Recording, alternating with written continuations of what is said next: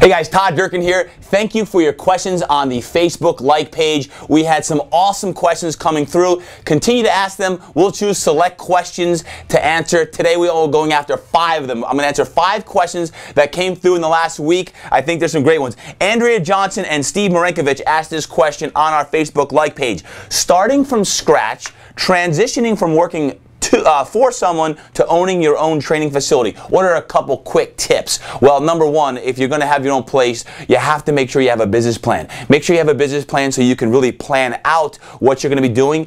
And most importantly, in the business plan, don't forget about your financial numbers. You have to put your financial numbers in there. Most trainers I work with, they'll do the business plan, but they leave out the financials because they're not sure how to do it. But you want projections for that and go out over a 3-year period in the business plan. Also, when you're starting your own business, you have to make sure you know your level of commitment is you're going to be in this thing all the time. In the beginning, especially the first 2 years, it's going to take a lot of sweat, tears, blood, and everything else to make sure that you are ready, prepared to be immersed in this thing completely. So a couple notes I wrote down when you're starting your own thing. Location is very important. Are you going to go into a retail place? Like here at Fitness Quest 10, we're in San Diego. We're in a retail shopping center. Now, rent is going to be 2 to 3 times the price of going into like a warehouse space, but of course, visibility plays a big role too. So if you're starting out, you want to take a look at your location and make sure people know where you're at so they can find you, so they can come do business with you. Last 2 things about owning your own training facility, and of course there are a lot, is networking. When you're starting your own training facility, you have to make sure you're networking with all of the adjacent businesses in your shopping center or whatever location you're in. Make sure you get out, introduce yourself to people, own within 3 miles of your facility. It's very important. You're out shaking hands, you're giving out your card and all of that. And then lastly, I'm going to talk about surround yourself with great people. Make sure if you're starting your own business that you have mentors. You're part of mastermind groups. We've got a mastermind group you can be part of if you're starting one out. If you're starting a business out and you want some ongoing support and motivation and insight on how to do that, make sure you can do that because it accelerate your results and also decrease the number of mistakes that you make. And then I'll add this in. Don't forget your systems. I know it's not sexy. I know it's not fun, but you must write down your systems for your business. So Andrea and Steve, great question on that. Those are a couple quick hitters I want to get to. Great question on the Facebook like page. Hey, Ryan Reichwald, great question. He asked about bringing in additional revenue streams. What do you think about direct sales or MLM marketing? MLM marketing, obviously a couple points on this when you're trying to bring in additional revenue into your business. First off, make sure you have a great product. So if your product is training, or if it's massage therapy or Pilates or chiropractic, just be great at that. Be maniacal about the focus you have on your product. That being said, I do believe that you should have 5 revenue streams coming into your business if you're a business owner, or even if you're a trainer at a business and you want to grow. MLM marketing and MLM companies could be part of the process. I'm not against them. As a matter of fact, there are some good ones out there. But you must believe in the product. You must use the product yourself. Don't do it for the money. You can make a lot of money, but if you're doing it just for the money, well then long term it's not going to be as fulfilling as if you truly believe in the product, you research it, and you're doing it for the right reasons because it works, and there is an opportunity for you to make some ancillary income as well. Here at Fitness Quest 10, we use Advocare, and we don't do a lot of signing up people, distributors underneath us. It's an opportunity, but our focus is on our business, and we retail that. But if you're looking to develop even more, you can have people underneath you in an MLM company. There are a lot out there. Do your research, find out what resonates with you best, and it's one way, Ryan, that you can bring in some additional revenue. But again, believe in your product. Believe, believe, believe. 3, Stephanie May asked this question. How do you bust through a weight loss plateau? Stephanie, one answer.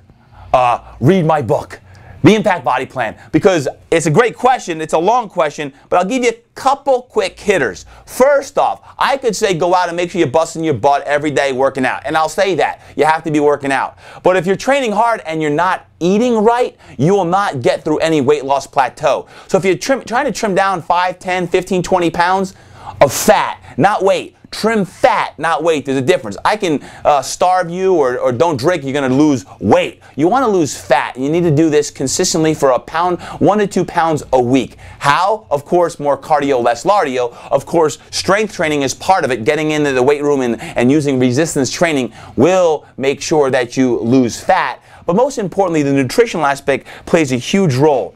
Now, that being said, you're probably saying, well, what about supplements? What about supplements?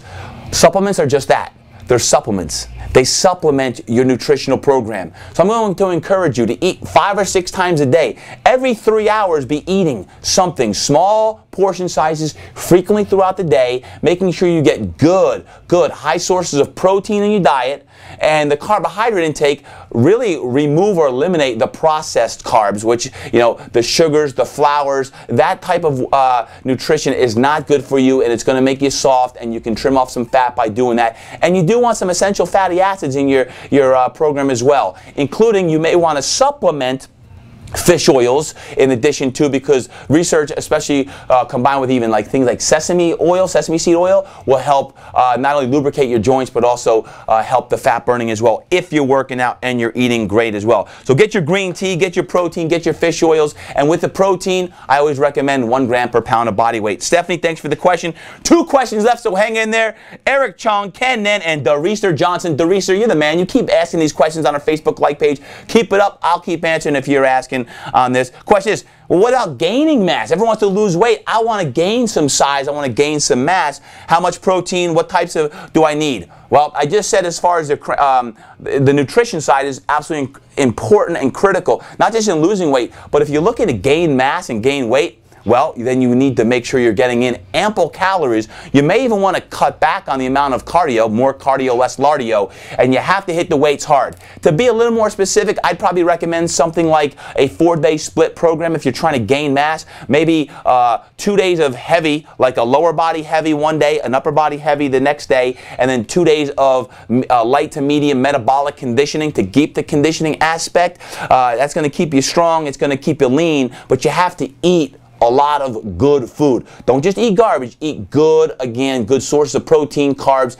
and even fats. And it comes down to the nutrition when you're trying to gain mass, gain size. Hit the weights, eat right, and you'll feel great. And also, branched chain amino acids are important as well. So what I like to do on the supplementation side after you eat really well, get your protein in, make sure you're getting 1 gram per pound of body weight. Branched chain amino acids, fish oils, all important part of your overall supplementation program, all going to help you out with that. And then the last question, number 5, Robbie Tidquist. Rob, appreciate your comments on my book. Thank you very much. I hear you talk a lot about getting body work and massaging fascia, which is connective tissue. If I go to a training facility, what do I ask for?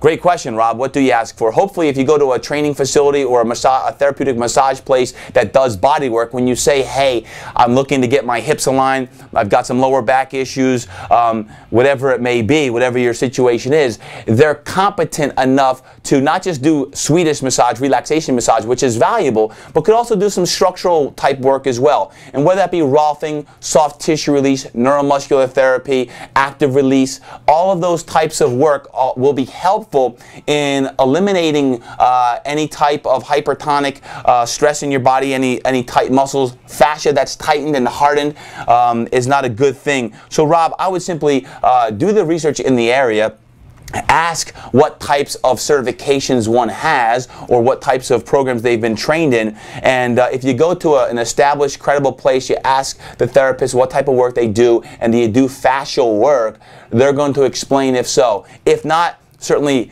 email me back, go to the Facebook like page, ask me some more questions about specific types. There's hundreds of different modalities in bodywork and massage and chiropractic. So if you find a professional, ideally with a degree, with some additional certifications, find a good chiro, a good physical therapist, but get the soft tissue work On your own, you could foam roll, you could stretch, and you can work on the things that will help your tissue mobility. But sometimes the skillful hands of a trained practitioner and therapist will help you get the desired results as well. So there you have it. 5 questions, more than 5 answers, but I want to be thorough. Continue to ask those questions through our Facebook like page. Continue to read our blog. The blog is where I'm doing a lot more in-depth answering to the same types of questions. Of course, always visit todddurkin.com, which is a great resource for you to continue to be motivated, educated, and inspired. Until then, train hard, eat right, and live inspired. Thanks for joining me today.